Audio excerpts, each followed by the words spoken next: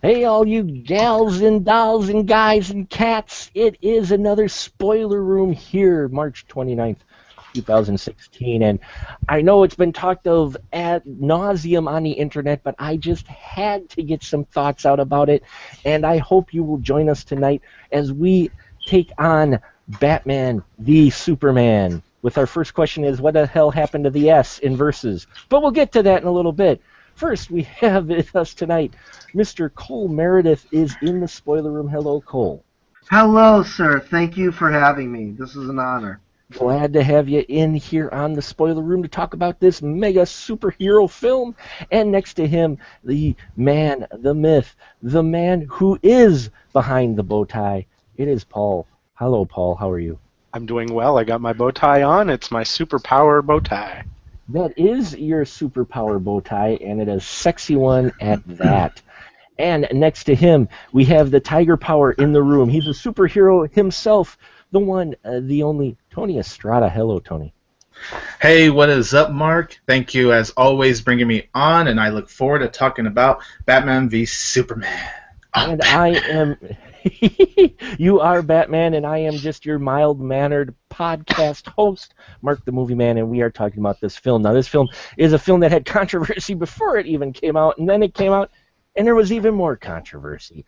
So we're going to get a just real quick of people's feelings on this film in the room. All I just need to know from you guys is if you completely hated it, if you thought it was all right with issues, if you really liked it, or you were ecstatic about it. So first, I kind of know where Cole's going to answer. Cole, how did you feel about this film? Were you ecstatic? Did you have issues, or did you not like it?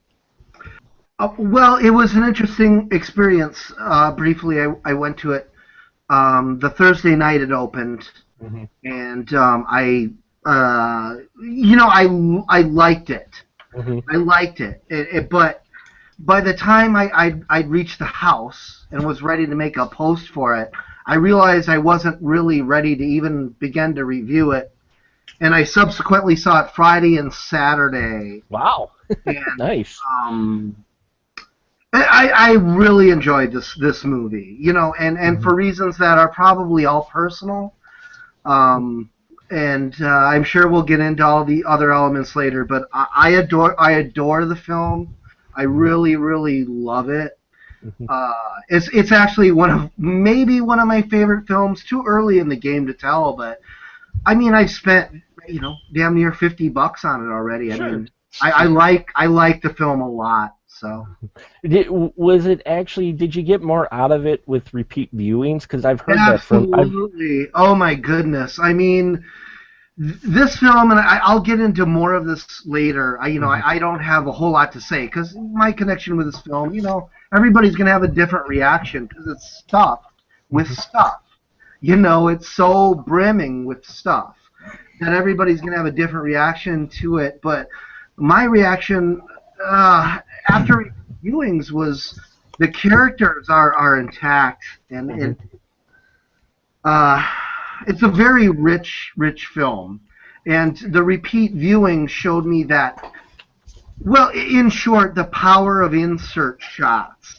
In a comic book, no frame is wasted, and in this film, no frame is wasted. And I'll get into it more later, but this film is really just a barrage of really well-constructed individual shots that are unforgettable to me.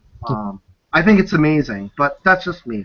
And I'm glad you're on for that, Cole, because I know you were rather ecstatic about this film, which is why I was happy to have you on, because I kind of wanted that perspective of someone who really got into the film and really got it. So glad you could be here, and glad to sound that it got even better with repeat viewings.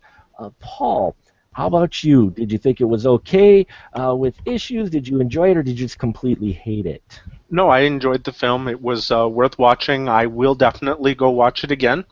Let me think. I think it was a well-written film. It hit all the notes that I was really expecting, some notes that I didn't expect, and there were a few things that I thought they could have done better.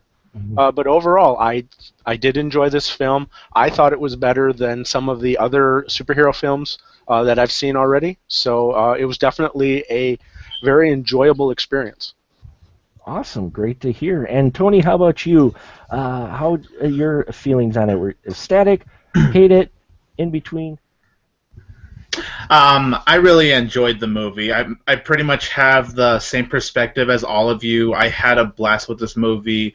I definitely want to see this movie again because my first viewing, I actually went to an advanced screening, so I got to see it for free.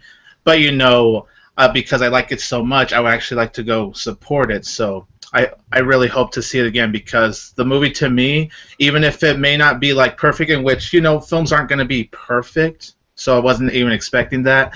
I just wanted it to be a really good movie, just be a very well-written movie, and that's exactly what I got. And if anyone caught my review, I almost didn't review this film.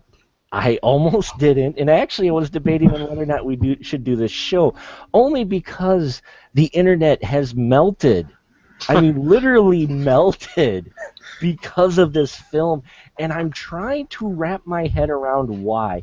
And I feel bad because this is one of the first movies ever that I feel a little twinge of guilt for enjoying as much as I had, because there's so much hate out there for this film that I'm like, did I really miss something? Because I was trying to avoid the reviews as much as I can, which I usually do. I like watching reviews afterwards, but not before I cut my review or before I see it, because I don't want it to influence my review of it. I want a pure experience, but I couldn't miss some of the headlines, and I tried not to get into too many heavy conversations with people about it who had not seen it.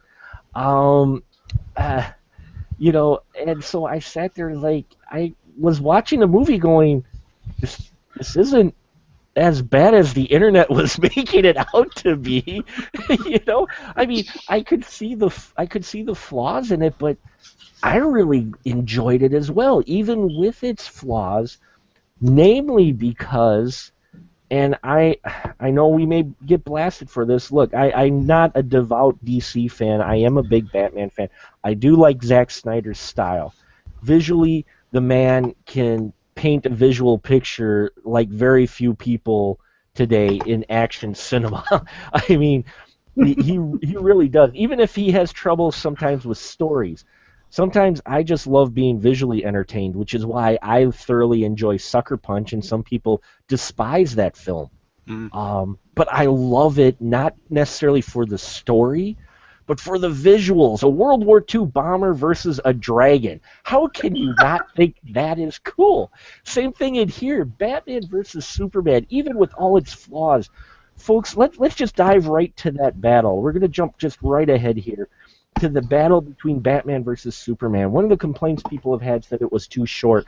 I thought it felt just like it was in the comics, and I thought they handled it very well, even with how it was resolved. Yes, this is the spoiler room, where it was your mom's name is Martha, my mom's Martha is too, which I'll talk about in a minute why I enjoyed that, but I want to get your opinions. Paul, what did you think? We get the build-up, and we finally get Batman versus Superman. What did you think of that bit of build-up and the fight between these two? That's exactly the way I wanted the fight to turn out because, like Cole had hinted at earlier, the characters were not lost in this film. They stayed true to the type of characters that they were. Basically, this is these heroes set in the Man of Steel universe, and basically everything that was established in that movie is what set the tone for these characters, and those characters stayed true all the way through. They had their fight. It wasn't the Boy Scout Superman that I really, really thoroughly love, but it was a beautiful way of handling this type of Superman. He had his flaws, just like at the end of Man of Steel. Everyone complained that, oh no, Superman wouldn't do that to Zod. He just wouldn't. Well, in this universe, he would. And this type of Superman makes choices, makes his own decisions, and he chose to fight Batman in a certain way. And we focus on that one little fight. Yeah, that fight was short, But if you actually sit and watch the movie, take a step back, you know that these characters were fighting throughout the entire beginning. Just the way they looked, their body language, the stuff that they talked about, their little banters between each other, and they weren't even in costume when they were doing that. So yeah, this fight, I think, is very big, very epic, and very well handled. And I just love how it ended because I noticed that these two characters are very similar. They lost their parents. They have the same mother's name. It was just perfect, and I think that was one of the favorite parts of this film for me, was what they did with that fight. See, and me too. And people have thrown a fit of, oh, I've seen the memes of, slamming the film. Oh, your mom's name's Martha. My name's Martha's too. I'm like, okay, yeah. If you take that just in that context, I can see how that's a little hokey. But in all honesty, it's no hokier than the part in the trailer going, Buck, Captain America, what are you doing? I have to. Bucky's my friend.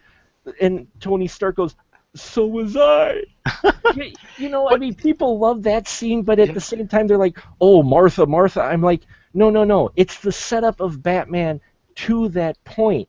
Right. Batman became so obsessed with taking out Superman because of the collateral damage, because he was afraid, because here was someone he knew deep down he couldn't stop. Yes. Yeah. And that's why he became obsessed with him. It wasn't even so, I mean, it was the fact that, he destroyed his building and there was damage and people and it looked like, he was just overpowered. Mm-hmm. But the feeling I got from this Batman 2 was he was scared. And he turned that fear into rage. And he comes from a family of hunters, as he says. Well, it's not even the family of hunters. This is an older, cynical, grittier Batman. Well, he lost his partner and everything, so yeah. They allude to that. They've got the Robin armor there, to where they've got the Robin armor there, which okay, something tragic happened to Robin because it's got Joker script all over it. Yeah. Plus, he even makes a few comments about how, what good is it doing? I take out one criminal and two more take its place. This is a disillusioned. This is a no longer a Batman who really is. He's still doing the things, but. And you saw how Batman reacted. It's like he was like surprised and shocked. It was like, because throughout the entire beginning of the thing, beginning of the film, it was about them pointing out their differences between each other, how they handled criminals, where they were from, what powers they had, and then suddenly there was this connection between the two characters. It was like, wait a minute, what? Well, what? At first, he even thought that it wasn't that there wasn't a link between them. He thought that why are you saying the name? Yeah, and that's what I love is people, I think, skip the point that Batman was so obsessed that he actually became blind to a few of the details, and it was the name, because the tragedy of his parents dying was so bad. It was the name that snapped him out of his rage and actually grounded him for a minute, going, and started thinking of his parents. And if you're familiar with the Batman character, he's starting to think of his parents and thinking how his parents would think he was acting at that point. But it's not expressed in the film, so I can see where if you're, not looking at it too deep or paying attention too well, it is a superhero film, so people might not. You might miss that, but for me, I loved that moment. Tony, what about you? You get to the big bat fight. I know we jumped ahead here in the film, but a lot of parts have been discussed. But that's the fight that everybody wanted to see. Hell, it's the title of the film. And when you see it and how it resolved, did you like how all of that played out? Like when the fight ended with the whole Martha thing? Yeah, from the start, the reason why Superman was fighting Batman, which I kind of liked that motivation, and then also, how it ended from start to finish. How did you feel about that? Do you think it was handled okay, or do you think the whole Martha thing was just too cheesy? No, I thought the Martha thing was actually handled perfect, and I know people said it gets boring for the first 2 hours because it takes about 2 hours for us to see that fight. But honestly, I loved how the entire first 2 hours built up on that fight because you got to see, Batman's reason for wanting to go fight Superman, and then you got to see Superman's reason. Even though you could tell Superman didn't want to fight Batman, like you could tell he was trying to stop from even fighting him when they were fighting. But they both had their reasons for going up against each other, and I thought it built up to that fight very well. The fight itself was awesome and intense to watch, and I really did like how it ended with the Martha thing, which personally I didn't see as cheesy because when Superman kept saying, oh, they have Martha, it was like Batman's way of kind of redeeming himself, like he couldn't help his mom Martha at that time, so he kind of saw as a way to kind of help someone else. And he saw Superman as someone different from there. He didn't see him as an enemy. He saw him as more of someone that really does stand for hope, as someone that does care for his people. Yeah, and personally, I find it hilarious that the one thing element when this movie was announced, everybody was most worried on, and we even had a discussion about miscasting and how Ben Affleck might do as a Batman. He ended up being a pretty strong Batman character. I really liked how they portrayed Batman in here. Cole, how about you? You like how they handled his character and his motivation for fighting Superman? Yeah, absolutely, man. I thought all that was done to a T. I mean, it was really, really tight. Affleck did phenomenal, better than I thought he would. I wasn't, a hater off the bat because, I'm aware of Affleck. My thing has always been if he could get his own solo Batman movie, something like Batman and his movie The Town would go together really good in terms of tone. Mm-hmm. But I've always thought that, yeah, Affleck and Batman, I can kind of see that, going together. But that's with him behind the camera. I wasn't sure what to expect from this. Man of Steel for me was a good. I enjoyed it. It was the first date I ever went on with my girlfriend of 3 years, so it has very sentimental value for me. It's hard for me to like that movie, regardless. So I went into this with mediocre expectations, but as you prompted, as your question prompted me to respond, yeah, I mean, he's phenomenal. The strongest element of this movie, I don't mean that as a detraction, though. I don't mean anything else in this movie is weak, because there aren't many weak points. But he is phenomenal. I mean, I really think it may take a few years for people to realize what he's done with the character, especially coming off, the Bale Nolan iteration. I mean, he really has his boxing gloves on, and he did some great stuff here for sure. He did do some great stuff. I loved how they had. I mean, I'm a Bat fan anyway, and warning you, all three of you gentlemen, now we're talking positive about this film. So expect death threats and hate mail from many, many people because, my God, we're actually talking positive about Batman versus Superman, which I want to get to a little bit. But I liked how they handled the Batman character.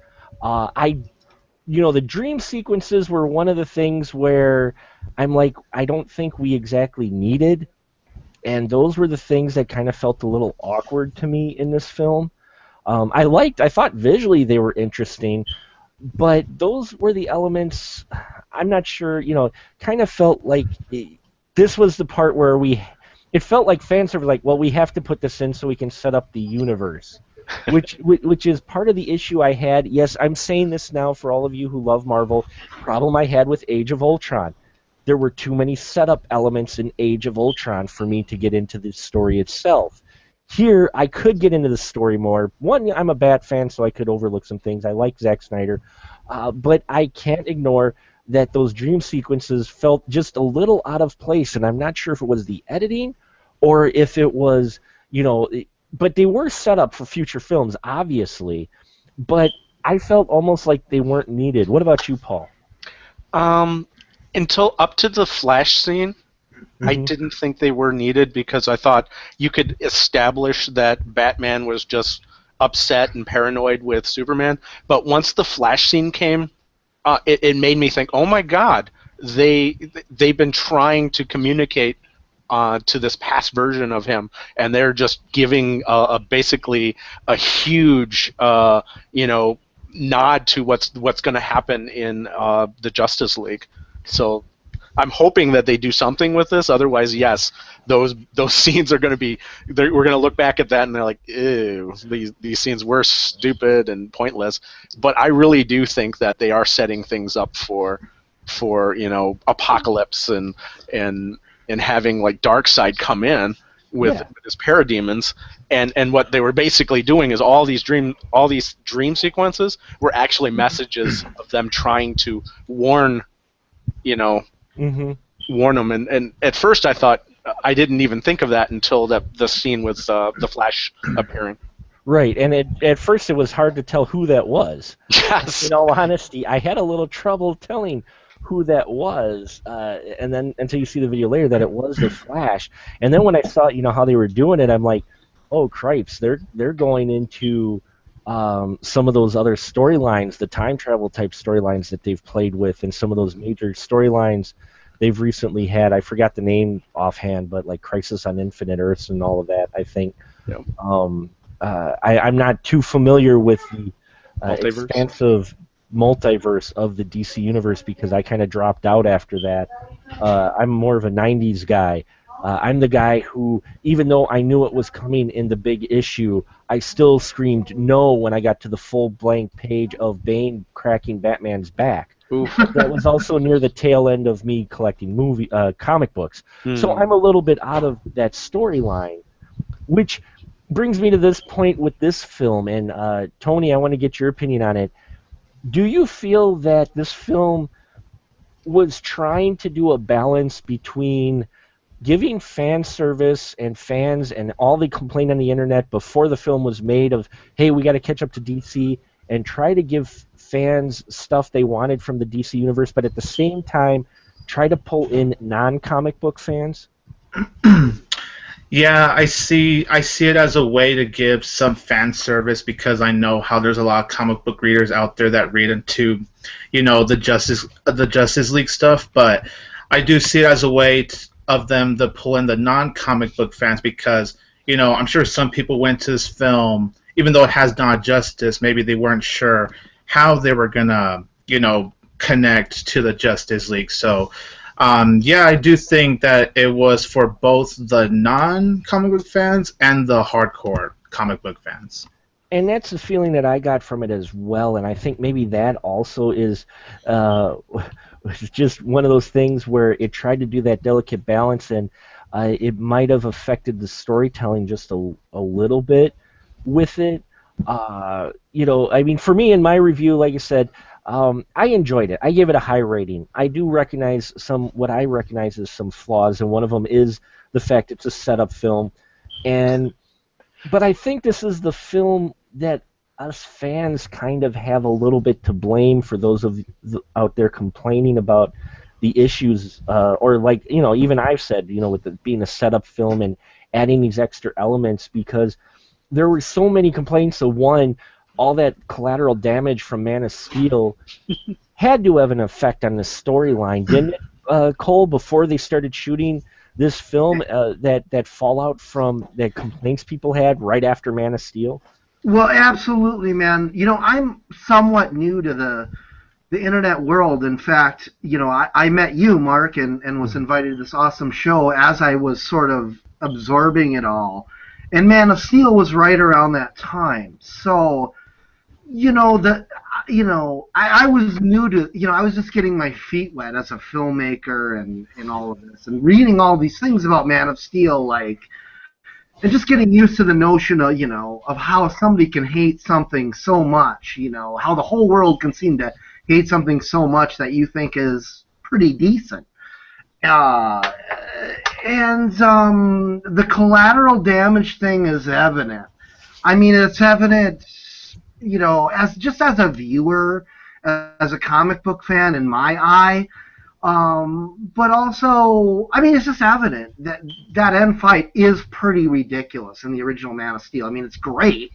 It looks wonderful. It feels wonderful in surround sound with a decent TV. It's an amazing experience, but it's access, man. I mean, they're plowing over they're plowing over skyscrapers, and you can't help but wonder. This is, how many people are getting hurt? This is Superman, and the way they dealt with it, I thought, was actually really brilliant. Not just in the concept, but in the execution. Mm-hmm. The way they delivered it, right away they set up Bruce Wayne as a hero without the suit, which is essential. That's a really bold and strong move. I mean, they're not playing their best card right away. They're doing something very delicate and intricate, which is setting up who this man is and how he feels about Superman. And yeah, without ranting, I just thought that whole bit was phenomenal, and the way it was filmed was great. I mean, you see elements of the fight from a different perspective. I would never bring 9/11 into this conversation, but as you see Affleck run into the dust and he gets whited out, that's exactly the way those survivors describe it. I mean, to a T. I'm not making a connection. I'm just saying the survivors of it describe it that way, and how he spends, like a minute in whiteout, and then the horse wanders through. Yeah, I thought that was terrific. I thought they dealt with that great. But the Man of Steel connection, I think this is very much a Man of Steel Part 2.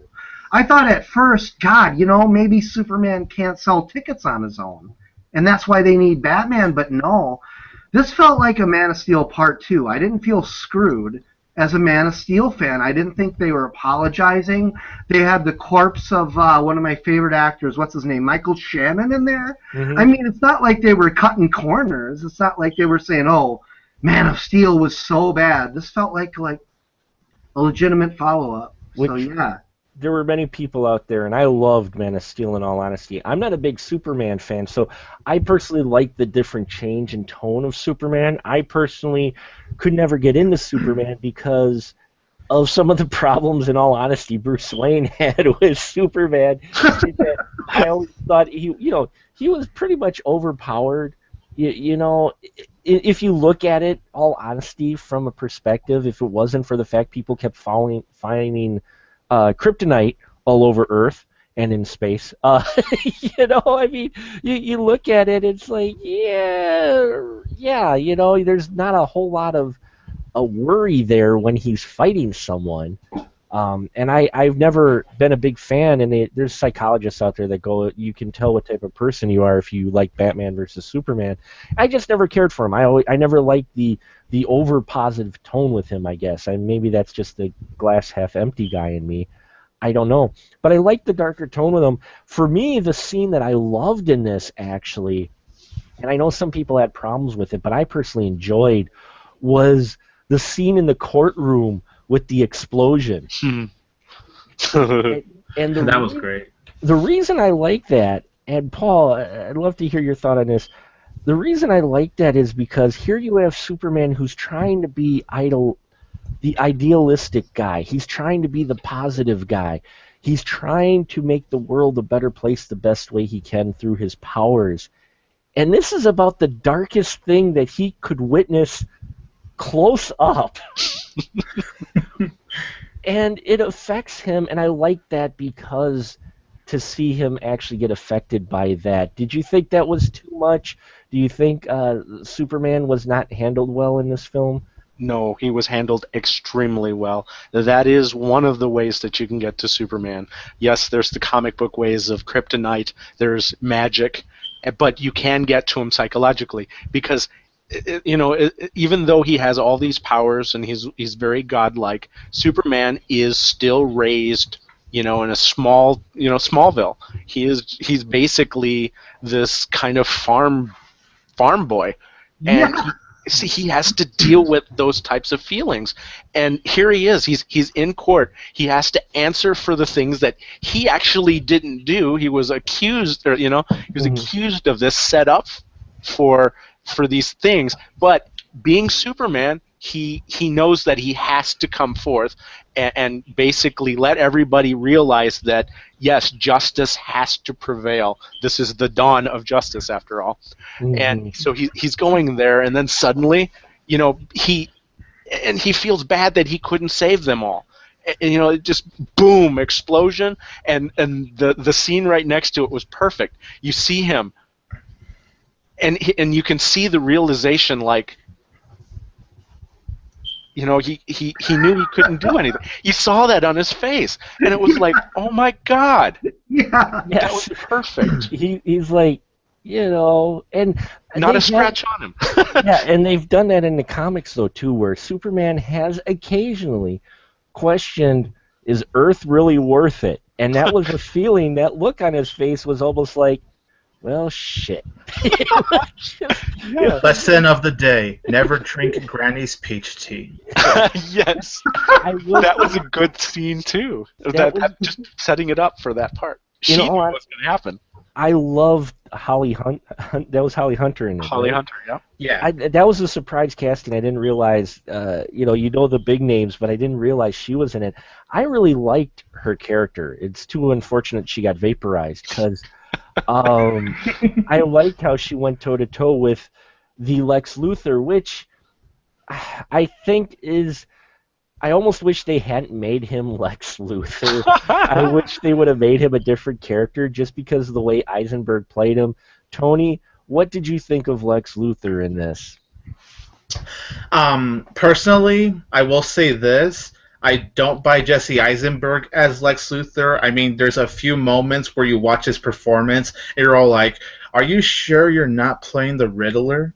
But with that aside, I do think Jesse Eisenberg was great in the movie because I thought he pulled off being psychotic, but also being like very twitchy. I really liked how he added the twitch when he was going insane, and how he didn't really believe in God. Like Superman was like his only proof to see if he's the God that everyone looks up to. So, despite him not really being Lex Luthor to me, I do think Jesse, for what he had, did pull off his role very well.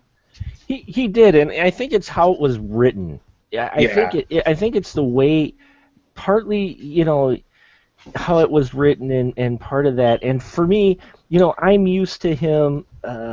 And it's been stated, a lot of people complain because we all think of the businessman, older, wiser, more crafty Lex Luthor.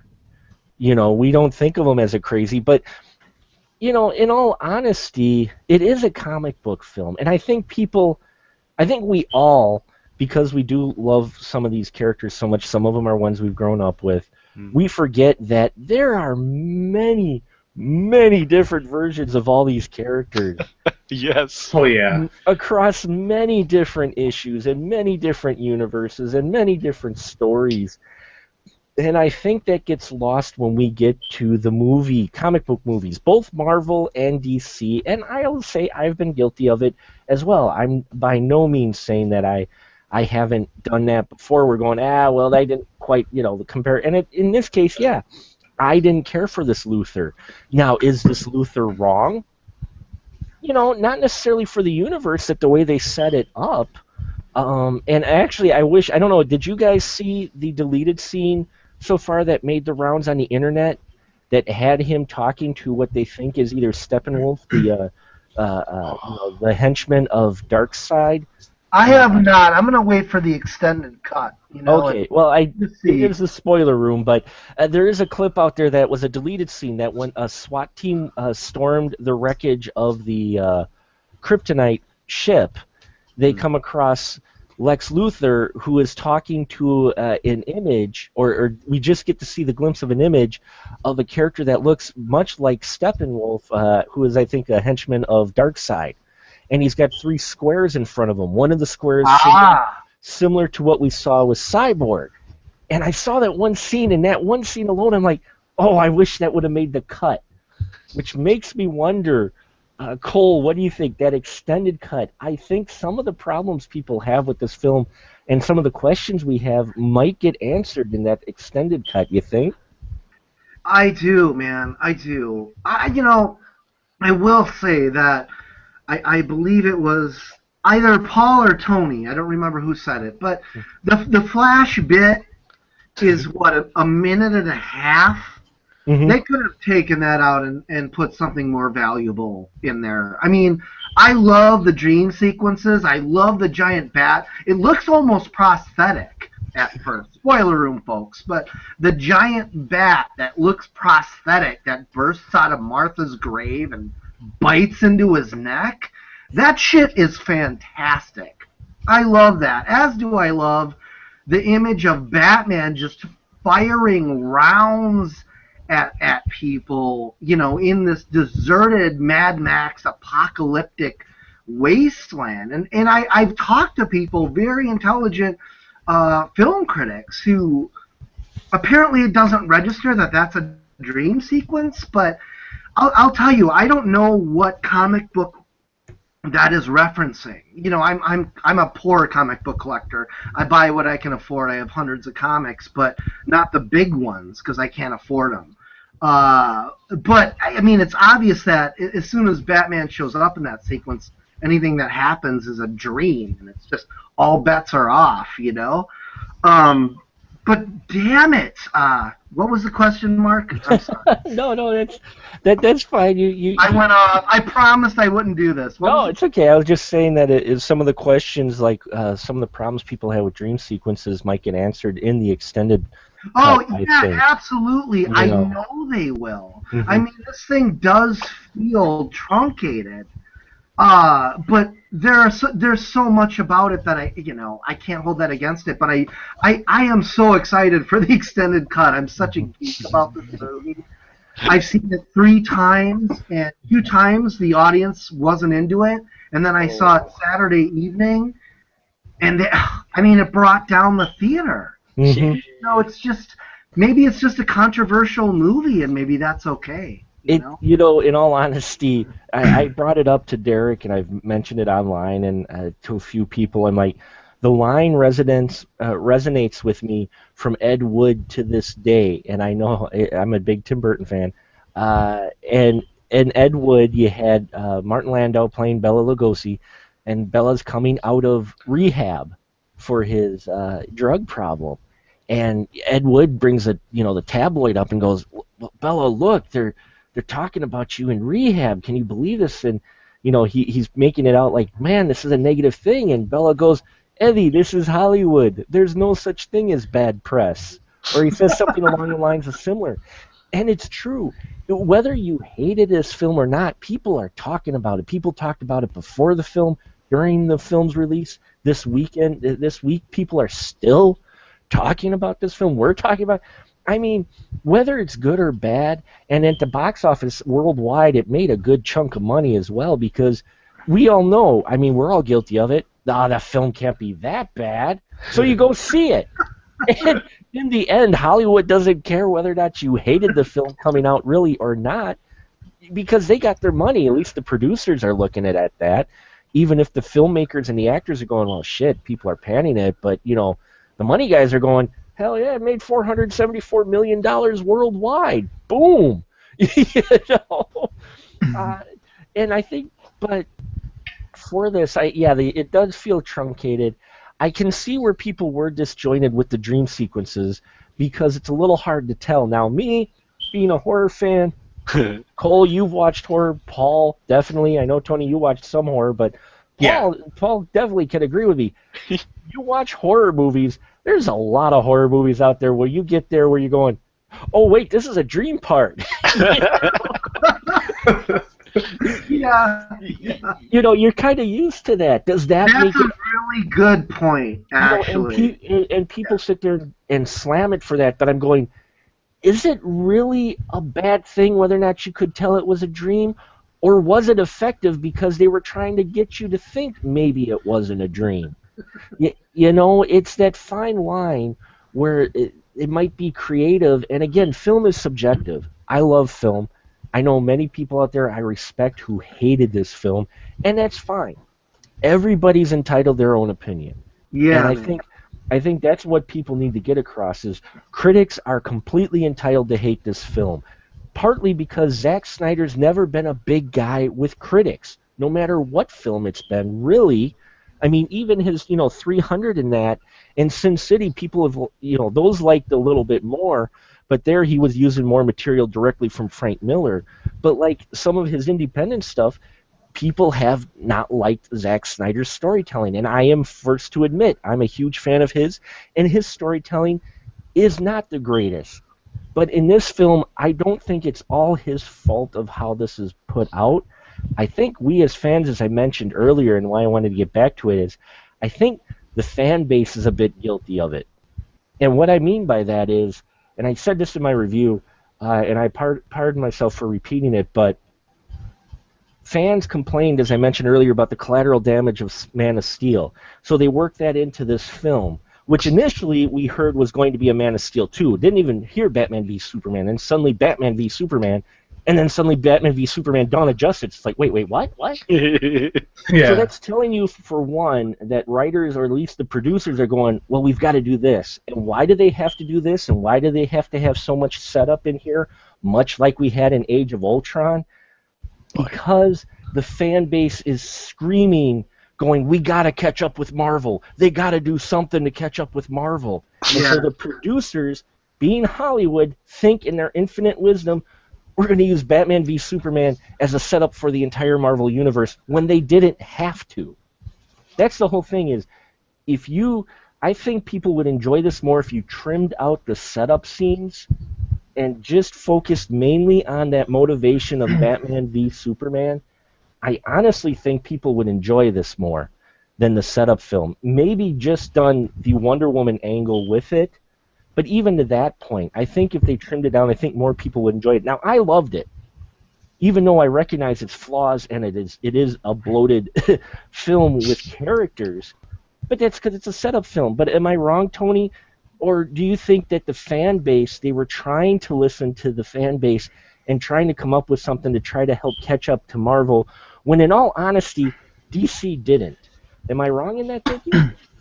No, I don't think you are, honestly, because, it's all like with everything Marvel's been doing, it's all like they feel like if they take their time, they're going to lose the fans. So I know they have to fit in things, and I know not everyone's always going to like setup, but it's like sometimes you're going to need setup, to serve a point to what you're setting up for your next movie. And honestly, the Justice League stuff, to me, I don't know if it's just me, but I didn't really feel like it was a big part of the movie. I felt like the Justice League setup has always been a small part. So no, I honestly agree with everything you've been saying.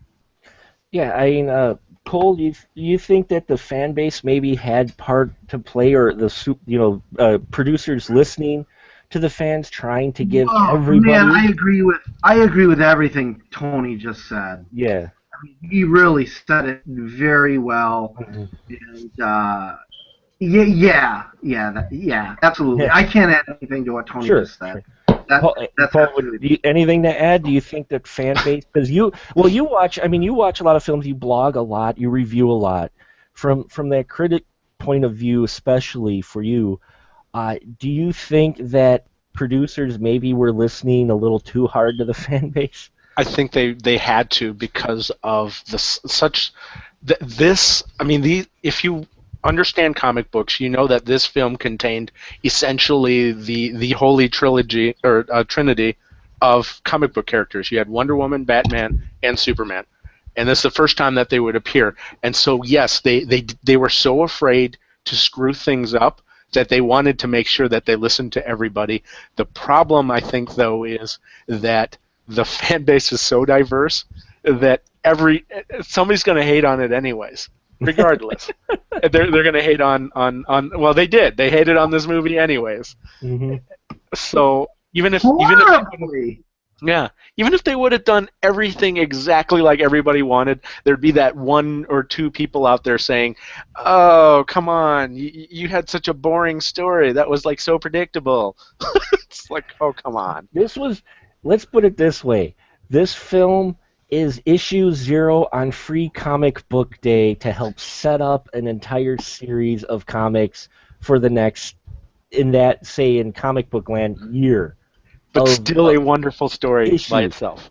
And Still a wonderful issue. it is. I enjoyed it. I didn't care for Lex too much on it, but I still got into this film. I still got giddy when I saw Batman v Superman. I didn't even have too much of a problem with Doomsday showing up, though I wish it was a different villain rather than Doomsday. And this is, again, producers thinking, oh, if we put a big name villain in it, fans will like it, not realizing that they picked the wrong big name villain to really put in the film. But they needed it for that ending. And dispatch it. But yeah, I know they did need it for the ending. But here's the thing. I'm going to posit this. Now we know how it plays out. Wonder Woman sets up. Well, let's first talk about that. Wonder Woman, beautiful. I so want to see the Wonder Woman film right now. Mm-hmm. When she showed up, how badass was that, Tony?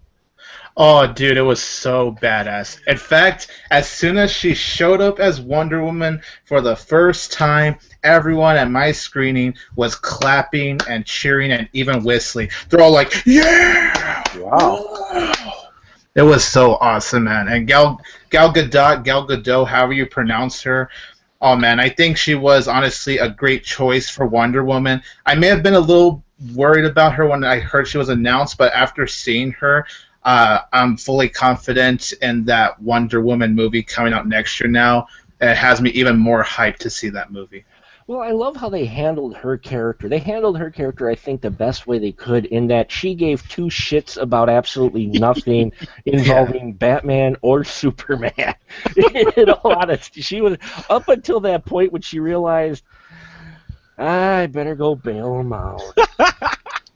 And then she shows up and she's just badass. I mean, even when you get into the big CGI fest scene of, where they're fighting and she's up there with her sword and she's slicing that Doomsday and she's just she's doing more than anything.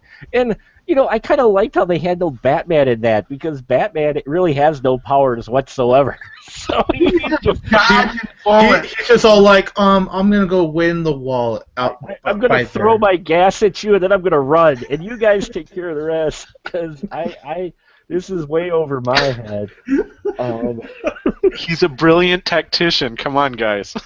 Yeah, well, no, but I mean, I liked that. I liked the fact that the minute he came up with that energy burst, Wonder Woman's got her shield, Superman kind of stood there, and Batman went, oh shit, and hid behind his Batmobile as the wave came up. There was some humor in there. It wasn't quite a lot like Marvel, but there is some humorous bits in here. Alfred taking control of the drone, I thought was kind of humorous, but it's a little more subtle. It's not in your face like Marvel is, but and this is the what I was worried about with Marvel and their setup of the universe, is that people using that as a standard for comic book films, when we should really take these film by itself. And I try to take every superhero film by itself, and maybe I shouldn't. Maybe that's a flaw in my character, but I do. And in this, I didn't care that it didn't follow the Marvel formula. I was glad it didn't. I think there's humor and fun to be found in here that I think people might be missing because of some of the changes they made. And I'm not. Trust me, I recognize flaws in Zack Snyder's storytelling. I recognize flaws in the script, but this is a fun movie. Overall, I had a fun, and to me that's the most important part, and maybe that's a failing for me as a quote-unquote movie critic, but I'm not sure about the rest of you guys. I had fun, and even when I try to look at it more critically, even with if you pick out these flaws, then you got to go back to Age of Ultron, and you got to start picking that apart, because some of the things that people are complaining about with this film, you could easily apply to Age of Ultron, with it being a setup film, and that's all it really was, how it was setting up more of the phase stuff. And yes, I know all those people had their own movies, but that's the issue I have, and that's the problem that Marvel has set up now, is they're getting further into these films, and I often thinking that you're going to have to start seeing those other films before you could see the newest Marvel. if you really need to follow what's all going on. Am I off on that, Tony? No, I don't think you are. And as far as the flaws go, everyone's going to have their own perspectives. Like, there's nothing wrong with having a fun time with the movie, even if you recognize the flaws, because that's honestly the same thing with me with Age of Ultron. I recognize the flaws, and yes, it does have flaws, but overall, because of how it was executed and because of us seeing these heroes on the big screen, that's why I think that's such a fun movie. And that's honestly the same way with Batman v Superman. As long as the flaws don't really take away from your experience, I think that's what matters about having fun with these movies. And I could say that's the case with this movie. Mm-hmm. Yeah, and I will say the only other flaw I kind of had with it, which even if you're not a comic book fan, makes you wonder geography-wise how close Gotham is to Metropolis. There are actual stories in the comic books where they are actually across the harbor. See, so and that's accurate. that's what triggered me. I sat there for just a moment going, Jesus, what, they put Gotham that close? But then I was like, no, wait, I've got a Batman encyclopedia of comic, and in there they mention about how in one of the storylines Gotham, like you said, Paul, is not that far away from Metropolis. Nope. And I remember that, and I remember some people having problems with it written like that.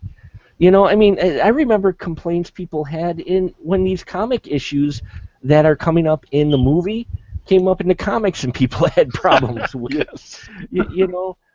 And I guess for me it feels bad because this is the first time in a long time I've seen so much hate for a film that I personally just I could see the flaws, but I couldn't quite see why there is so much hate, and it made me feel guilty for enjoying this movie. Wow. I kid you not. I came out of this film and I was like, wow, I really love this film, and that's why I mentioned in my review I was questioning whether or not I should review it because I really enjoyed it, but there were so many people out there that just hated so much. And then I didn't want to come off either, though, as just enjoying it because people hate it. Because there's people out there that will, gloss over a film because, and I don't think anybody here is like that. You enjoy the film. I mean, for me, and it's different, and I know many people are more critical in their reviews, and that's just not me. For me, number one was I entertained when I came out of the film? And I was entertained in this film when I came out. Do I think they needed to do the setup and introduce these characters in here? No. Do I recognize the Zack Snyder flaws in it? Yes. Did I still enjoy it? Hell yes. I loved seeing Batman fight that scene to rescue Martha Clark, Wayne, Kent, excuse me. Too many Marthas. I loved seeing that fight scene. I'm like, holy. That scene is so badass, man. That scene is shot so well too. I mean, Batman gets stabbed with a knife. He pulls it out of himself and shoves it in the guy, and I'm just like, yes, And yes, he kills bad guys, but this again is the older, grittier Batman. This is the more cynical Batman who doesn't mind killing bad guys. In fact, it makes his job a lot easier. He's so, like, bam, bam. I mean, so let's, we'll wrap it up here. We're getting a little long, and we could talk for hours more on this. I think personally, the hate that came out for this film before people actually saw it is where I had the issue. And Paul, you do reviews and stuff, and especially you've probably saw some of that beforehand. Did that get to you a little bit of people hating it just because, or slamming critics for disliking it before they saw the film? Most definitely it did. And honestly, I actually knew everything that was going to happen with the film because they had leaked a story. The entire plot story. Oh, God. Yeah, I just happened to read it because it was like, oh, okay. And the thing was, it didn't ruin the film for me, Mm-hmm. but what did really do it is what you're saying is all these people that automatically complained. They complained about Ben Affleck before they actually got to watch Ben Affleck Who do the actually role. was a good Batman. Yeah. They were complaining about a lot of different characters, and what's funny is the things that I thought were probably could have been done and handled a lot better, nobody's talking about, and that's just a shame. Like what? Name a couple things. Well, the biggest thing for me was the handling of female roles in this. I know we always talk about this in a lot of different shows, Mm-hmm. but I mean, you had Senator Finch, which was a pretty big character, vaporized. You had Mercy, who had a very short role, vaporized. I thought even though Wonder Woman was a great role at the end, through the beginning part, she was just kind of an object for Batman to kind of match up and pair up with the Lois Lane Superman thing. It was kind of like that bookend. Um, so, I mean, the female characters throughout this movie didn't seem very much like they had an important place in it. And yes, of course, the two main characters are males, and that's why. But still, the fact that a lot of the characters that I thought were really cool got vaporized.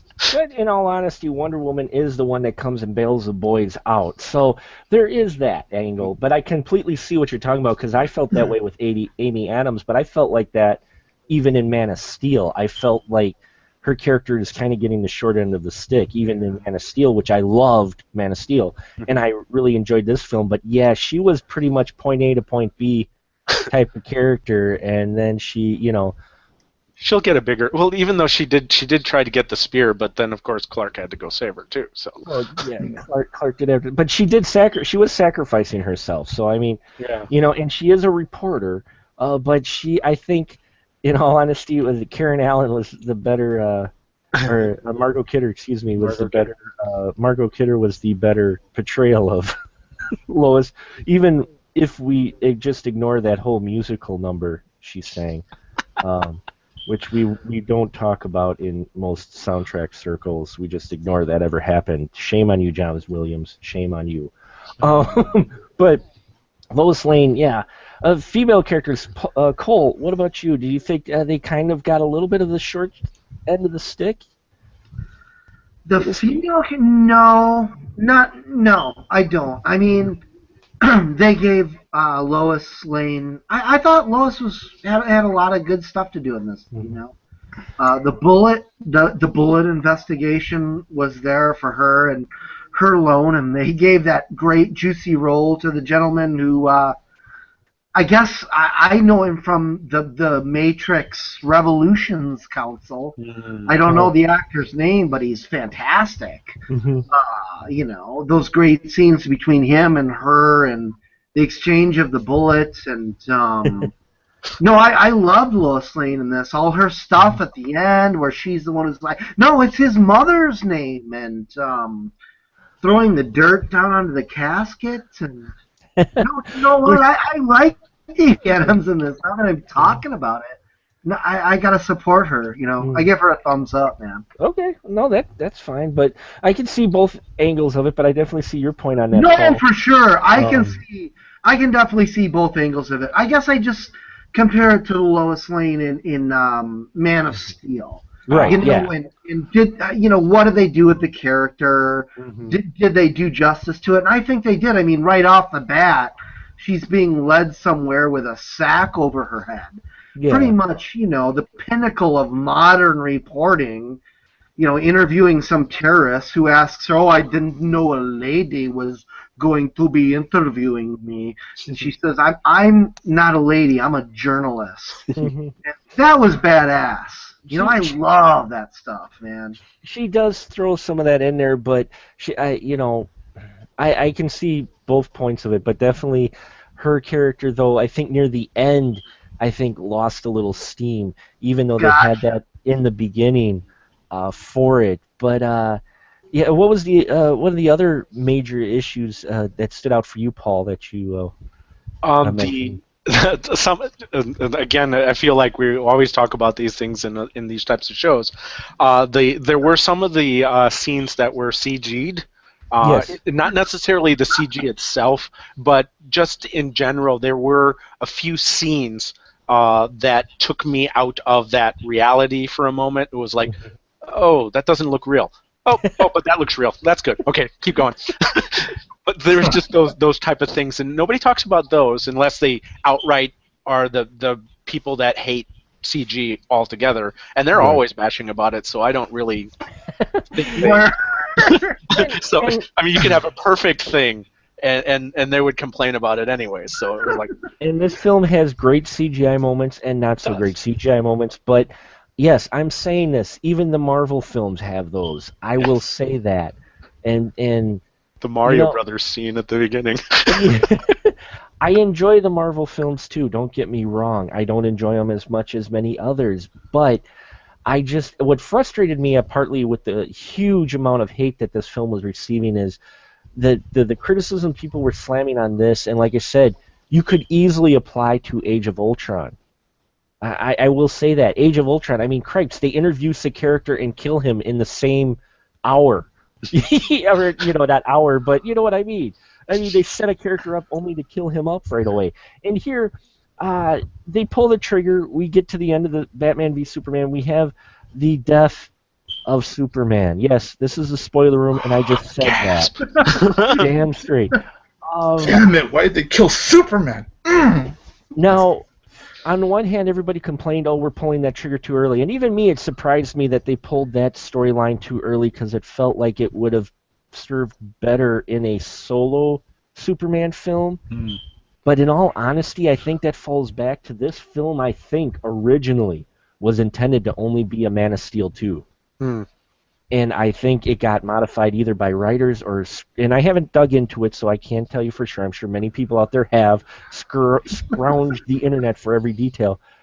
But for me, you look at some of the core items in here, and it almost felt like this was supposed to be just another Man of Steel 2, and they tailored it to be Batman v Superman. Then they tailored it further to be Dawn of Justice.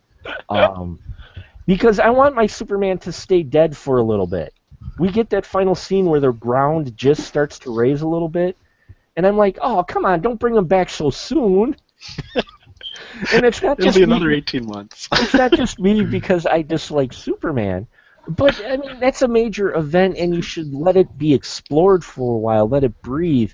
Cole, what did you think that last scene? I mean, you think Superman's dead, which, like I said, surprised the hell out of me. They actually pulled that trigger. It's like, damn, all right, it really got real. That's the motivation that whips Batman into being a good guy and not so cynical again and all that. But then we get the little lift of dirt at the very end to imply he's not dead. Do you think they're going to have him back right away in the next film, or do you think they may leave him dead for a while? I personally want to leave him dead for most of the next film. Well, I mean, as long as you're talking about that specifically, I think Lex Luthor's scenes are all oddly edited in terms of, that's like a flashback sequence, oddly. Ben Affleck turns to Wonder Woman and says, I have a hunch that we're going to need to band together and fight. And then you cut to a flashback. Right. And then you cut back to the graveyard. And it's ditto with Lex Luthor's introduction, where he explains this whole scheme, right? And they cut to him doing it, and then back to... I think it's just a matter of maybe they needed to shorten the time of the film, and all that was edited oddly. And that's one of the complaints people had was the editing, and I will say that was edited a bit oddly, which makes what I mean, though? It makes me wonder how the extended director's cut might be. Yeah. Because it feels like, especially near the end there, it's a little more... I just want them to leave, and it sounds bad, I know.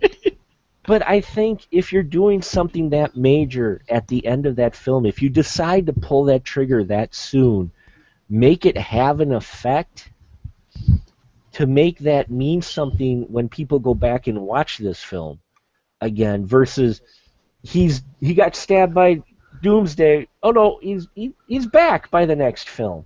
And this might be, and again I go back to my horror element, this might be just a little foreshadowing, but we don't get a live Superman for a while. But it is a hint saying he's not quite dead. He's almost dead. I'm not quite dead. Oh, shut up! You're pushing up daisies. Monty Python moment there, but you know what I mean. So a lot of people complained about that as well, of not leaving Superman dead for a long time and worried about that. And we can't start complaining about the next film, in all honesty, because we don't know. But with this film, I think it's left the internet very divided. I think I had a lot of fun with the film. It sounds like we all did, even with the flaws that we recognize. And I think there's more to this film than meets the eye, to coin a phrase. Sorry. But I think there's more here, and I'm excited for it. Let me posit this to you guys, though. Here's how I wanted them to actually do it, to where I'm like, okay, if you're going to go balls to the wall, set up for Justice League, you name it Dawn of Justice, here's how this shit plays out. Stay with me, guys, and I want to find out what you think about this. So you got Batman, Superman, Wonder Woman fighting Doomsday, okay?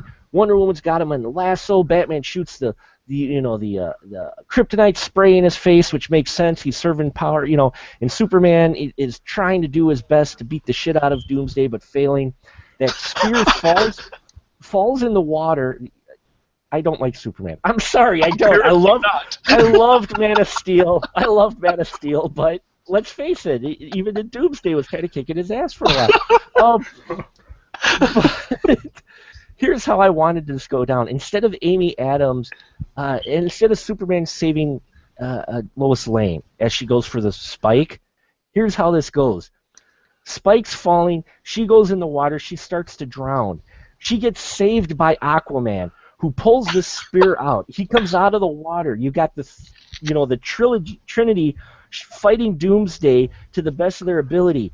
He throws the spear. As he throws the spear, Flash comes in, grabs the spear in midair, and accelerates it as fast as he could towards Doomsday. Meanwhile, Cyclops comes in and fires, or Cyborg comes in and fires his blaster in the face of Doomsday as he gets the gas, as Superman's fighting him. Flash rams the spear into him. Boom! Doomsday's dead. Superman flies Doomsday into space and shoves him off in there. We don't know for sure if he's dead, but he's away from Earth and he's blown out into space. He comes down, superhero pose, all of Dawn of Justice League standing there. Boom! Credits. There we go. Holy crap! And Wow. Green Lantern comes down and arrests Superman for littering in space.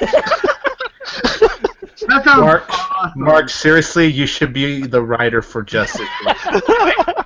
That was just too good, man. That was just too fucking good.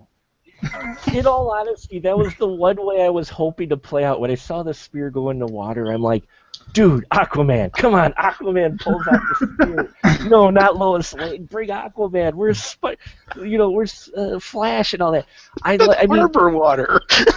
I know, but still. I definitely preferred that ending over Superman dying. That's for sure. And the only reason I say that is if you're a producer and you're going to do all the setup that they do in it, Might as well. Yes. go all out. Come on.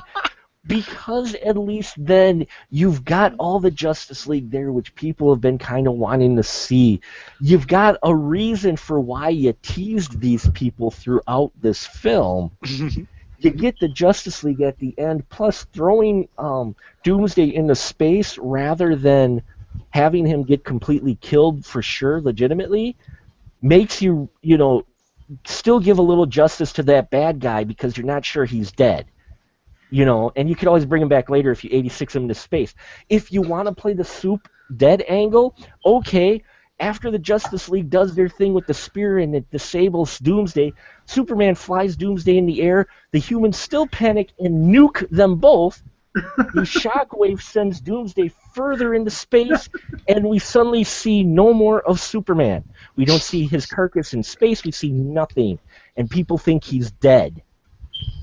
Okay, so here's the setup for the next one while I'm on a roll. So you do superhero pose at the end. Everybody's sad because they think Superman got nuked by the dumb humans. And what you play at the next one is you play a mastermind angle to where Superman's actually hanging out in his fortress of solitude because he's not sure after he got his ass kicked by Doomsday by himself if he should go on saving the Earth. And you have the Justice League banding together, starting to pick up hints that something major is going to come, and they're going to need Superman in the fight, and they go search for him. That could be your motivation for the next film. There you go. See? Boom. Right Damn. there. And that ending is no more bad than what you have, and I almost guarantee if you did that ending, people would be like, damn it, I want to complain more, but they showed the Justice League. I definitely like that better. So, sorry guys, didn't mean to get on a roll there. We're going long here, but that just came to mind when I saw that ending. I'm like, if you're going to pull the trigger and do Death of Superman, bring in the whole Justice League at the end of Dawn of Justice. They don't necessarily need to be all in their suits. They can still be their raw guys, but do that. Why not? Screw it. You already teased them. Might as well pull that trigger now, because if you pulled that trigger now, I think people would have at least a little less to complain about this film than what the internet has. But in the end, as we said before, does it matter? $474 million worldwide? Yeah. We'll wait till the next one. Quit the petition to get Zack Snyder away from DC Universe. It's not going to happen. Those petitions do not work.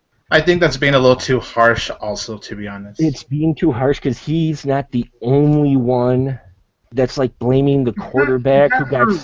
It's like blaming the quarterback who got sacked 15 times during a game and saying he's the sole reason they lost. No. Yes, he might be part of the reason, but he's not the only reason. But I don't know. I guess for me, I enjoyed this film, and I rambled on here. I do apologize, but I think there's a lot of good in this film. There is flaws in the film, but no more flaws than many other superhero films before it. And I think that's where the focus is being lost. Is that if you want to get critical of those other superhero films, you could find a lot of same issues or similar issues that people have with Batman v Superman. And I honestly think it boils down to that horrible, for whatever reason, rivalry that we feel we have to have between Marvel and DC. When in the end, let's just enjoy the fact we've got a comic book movie coming out every 2 months. Yes. That's true. Decent ones, too. Really decent ones. Decent ones. Ones where they're at least trying. I mean, that's Batman v Superman. I saw a title that someone said, total and utter failure. And I'm like, no. I'm like, it may not have been phenomenal, but it by no means is a failure. There's lots of good things to focus on in here. I actually saw an article that said this movie will make you ashamed that you're a Batman and Superman fan. Which it has. That's why I mentioned before that I felt guilty that I enjoyed the movie. And it's good to hear that other people have enjoyed it, even recognizing flaws in it, still finding a lot of good to enjoy it, because, there's very few films that I haven't found any enjoyment in all film. Vacation, I'm talking about you. Go burn in hell. And with that, I think we'll wrap it up now that I've babbled on for 15 minutes, and I complain about other people babbling. So let's just give a final thought of what we'd like to... do we have hope for the DC cinematic universe? And do we like, are we looking forward to the next film, which I believe is the Suicide Squad film? Cole, we'll start with you. Final thoughts on the DC universe to come, and and your final thoughts with Batman v Superman. Well, as far as the DC universe is concerned, my girlfriend yesterday morning said, I'm looking forward to the next one that's coming out soon. And I wasn't even aware that Affleck was in Suicide Squad. He makes You an know, so appearance. I'm a Yeah. little behind as a fan. I wasn't expecting to like this movie that much. Um, my expectations for the next movie, that's difficult to say. You know, I this movie opens strong. You know, it opens with the death of Batman's parents, which you've seen 1,000 times. Which they handled well, I thought, putting that during the credit sequence, and then it's They just like, handled it beyond well. They handled it so well to the point where they intercut him falling into the ground. And this is a shot people miss. And there are shots like this in the entire film. I'm just not ranting about this movie. It's true. When the boy hits the bottom of the cave and his mother hits the concrete, right, and the pearls go everywhere, there's a shot of her pearl hitting the leaf by the kid's hand. Meaning Schneider took the time to shoot a scene where the pearl hits the kid's hand at the bottom of the bat cave, combining the flashback with what you're seeing. And there are shots like that throughout the entire movie. Shots that are not just insert shots, shots that combine the entire narrative, such as Lois Lane pulling Superman's glasses off his head and throwing them on the floor. Scene doesn't just stop there. Then there's a tremendous splash that hit them, suggesting that's a pretty strong sexual shot there. And there are shots like that in the entire movie. Those are my final thoughts about this movie. Is that I think Schneider knew, okay, here's what we're doing. You know, we've got to combine all of these things, and in a way that is not just leading to other spin-offs, right? You've got the spray-painted shit on Robin's suit, obviously, which you get in the Marvel universe, but you get more than that here. You get Lex Luthor's fingers tapping on the side of his desk when Holly Hunter says, "Hey, I'm blocking your import license," right? Mm-hmm. And it's not just the motion. It's a specific character shot.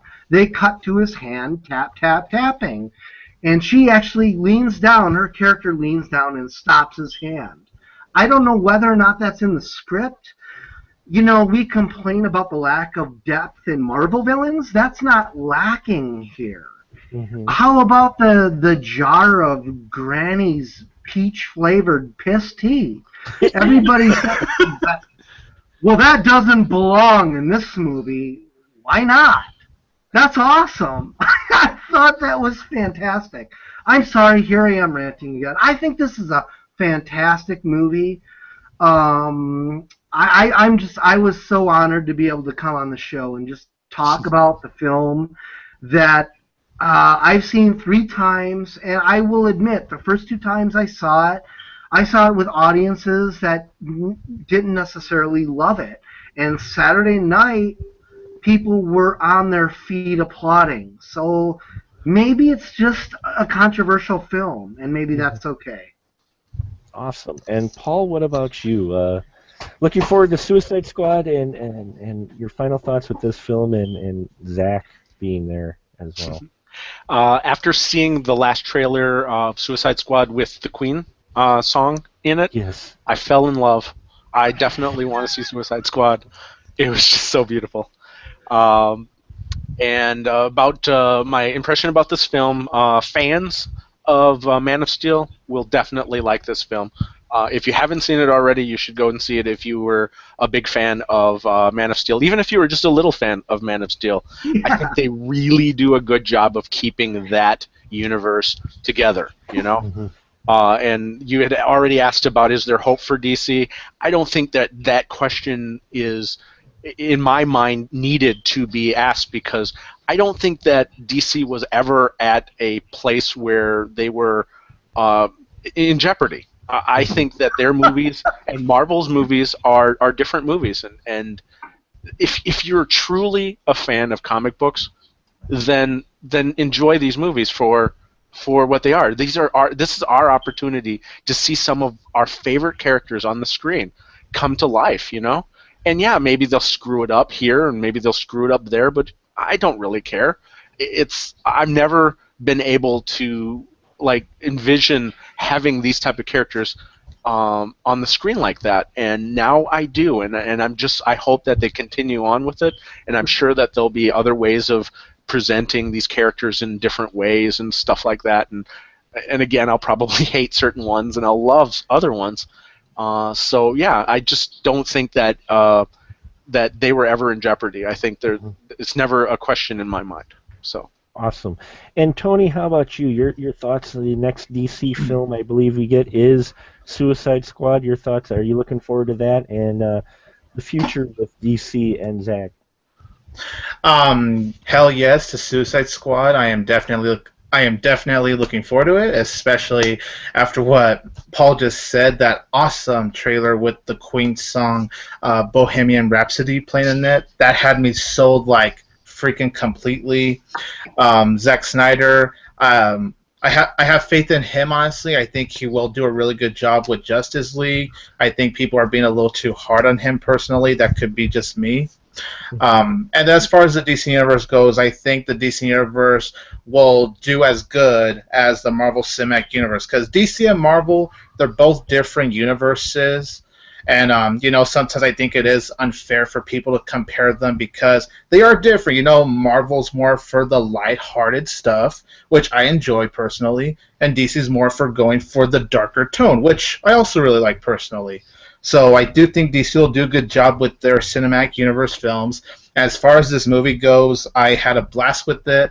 I liked the movie a lot. I really like seeing Batman and Superman on screen for the first time ever. I thought the performances were great. I thought the action sequences were epic. Love the finale. It does have problems like with the editing and the ending. Honestly, I was rolling my eyes at the last 5 minutes, to be honest. But even with flaws aside, this film was still a lot of fun to watch. I can't wait to watch it again. And the score by Hans Zimmer and Junkie XL, freaking amazing. I love that score so much. Hell yeah. Agreed. I love that score so much, especially in the finale with Doomsday. That score that they play was just awesome. So honestly, I can't say I was disappointed. I was satisfied with this film, and yeah, I can't wait to watch it again. Yeah, and for me, if you've already gotten my opinion of it, I won't ramble on too much longer. I do apologize. I know we were going to keep this short. There's just so much to say about this film because it is ambitious. Oh, yeah. Whether or not you like it or not, you got to admit this was an ambitious undertaking for them to try to do. Now, did it hit with everybody? No. Did it hit with most people, most critics? No. That's fine. And that's what people need to realize is it's okay if critics don't like the film, but at the same time, it's okay if someone does like the film and you hated the film, as long as you saw the film before you start criticizing people. Yeah. And that's the thing that a lot of people need to forget. And I don't care if it sounds like I'm getting on my high horse. It's simple. You want to rip on a film, see it. Well, Okay? Then if you see it and you don't like it, I have no problems with it. But don't slam on critics who enjoy it. And likewise, if you love DC and you love this movie, don't slam on critics who dislike it. It's subjective. Film is subjective, folks. And they need to not get so worried about a score either, because a score doesn't determine what film is good or bad. It's the audience that determines what's good and bad. You can use the score as a guide, but by no means should you let that really determine whether or not you buy. If you go by, and this is coming from someone who a lot of people consider a movie critic, if you take my word alone for going to see a film, if you don't have an interest to see the film at all, God bless you. But at the same time, you see it if you're even curious, because I could be full of shit. My wife lets me know that a lot that I am, because I am. But when it comes to movies, I look for enjoyment more so than all others, and many critics don't. They approach a film, any film, especially superhero films, they treat them the same way as they look at a drama film, and that's fine. That's what a lot of major critics do. So if they slam on a film and you loved it, don't slam on the critic. Don't sit there and hate on them because they didn't like the movie. But make sure you saw the movie first before you cut into the person either way. You've got to see it first, because otherwise you really don't have a basis to, like, if you see a film has 15% on Rotten Tomatoes and you see a critic who loved it and you haven't seen the movie and you slam that critic saying they don't know their ass from a hole in the ground because they liked the film, that's wrong. Now, if you saw 15% on Rotten Tomatoes, went and saw the film, and you saw the guy, he didn't like it at all, you still don't have a right to say he doesn't know his ass from a hole in the ground, but you can say, well, I just don't see the same film you did, and you can present what you didn't like about it. But, this bashing of critics that has come from this film, and the dividedness that's come from this film, I'll get off my soapbox now, but it's exhausting, folks. Quit it. Stop it. Everyone has an opinion. A film, everyone will see something differently, and that's what's so amazing about a movie. You could sit 20 people down, watch the same film, and I guarantee you at least 18 of those people will get something different out of it than everyone else who watched that movie. That's just the way a film is, And if you don't like it, then don't go see the next one. But you know what? Those people who hate it, they're still going to go see it. I bet you people who hated Batman versus Superman will go see Dawn of Justice. And when Hollywood, they just look at the money, folks. So they will keep making films that you hate as long as you keep going to see them. But that's the catch-22. You're not going to know if you hate it unless you go see it. So where does that leave us? I don't know, folks. In the end, you've got 4 people here who enjoy a film. We don't say it's perfect. We do recognize there could be flaws in it. There are flaws in it for some of us.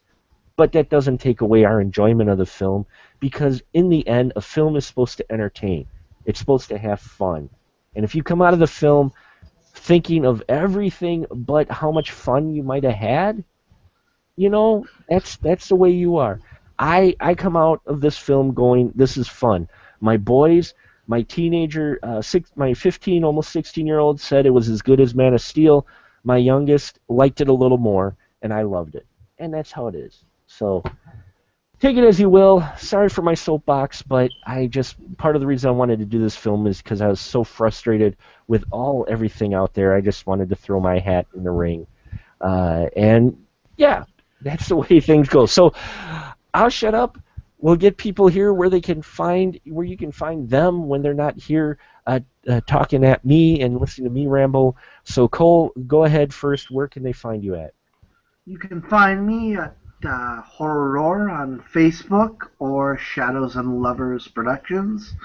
Or if you just want to talk movies, Cole James Meredith. But yeah, man, sorry that people hate the movie. I thought it was amazing. Yep. And Paul, go ahead. You can find me at Facebook, Twitter, and WordPress at I forgot where. Forsaken Film Reviews. Well, you've been doing a little something extra there. The Northeast Wisconsin Horror Film Festival. I thought because we were talking about comic books, if we you didn't need to bring up the thing, but since we already brought it out, and this is all right, I am running a movie festival. It's the Northeast Wisconsin Horror Film Festival, the new HorrorFest.com. If you go on there, you can basically submit a film. So if you have an independent film that has things about horror, we would love to review it or look at it and basically show it to a bunch of enthusiasts, horror enthusiasts in October. So it should be very exciting. We want to cover all aspects of horror, not just the gore fest or the supernatural or all the things that are popular. We want to just cover all the different aspects of horror. So in order to do that, it is important that we get all the different types of submissions. So basically, hop on the website, www.newhorrorfest.com. There are going to be links that will allow you to submit films as well as learn about our festival. So Awesome. Glad to hear about it. Check it out, folks. It should be a lot of fun, especially for you horror fans out there. And Tony, hit me, son. Where can they find you at? You guys can find me on my channel, 22 Tiger Dude. That is youtube.com/22 Tiger Dude. You can follow me at facebook.com/22 Tiger Dude. You can follow me on Twitter at twitter.com/Tiger Dude 22. Yeah, Tiger Dude 22. Instagram at 22 Tiger Dude. And then, yeah, I think that's about it. And then moviepod.com/Tiger Dude 22. Thanks for bringing me on, Mark. And honestly, I'm glad you brought up the whole how people view the movie and how they look at critic ratings, because I've been feeling the same way, and I'm glad you had the guts to bring all that out. So kudos to you, my friend. Well, with your small potatoes, you just say whatever the hell you want.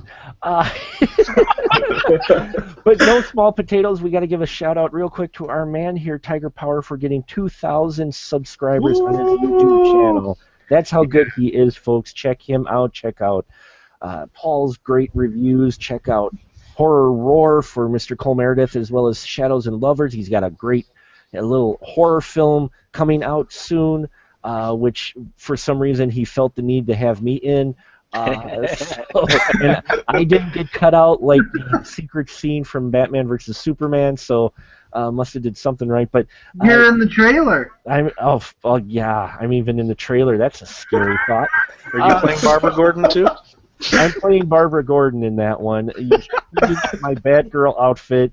That's the scariest part of the film. Oh. If you're at all curious, you can head to specialmarkproductions.com, where you can find all my links to all my stuff, my YouTube channel, youtube.com/specialmark, where we've got a lot of our videos here, the raw videos that we record for our Spoiler Room podcast, my Final Cut reviews, as well as little short things that I end up doing occasionally, like my Ben-Hur trailer reaction video.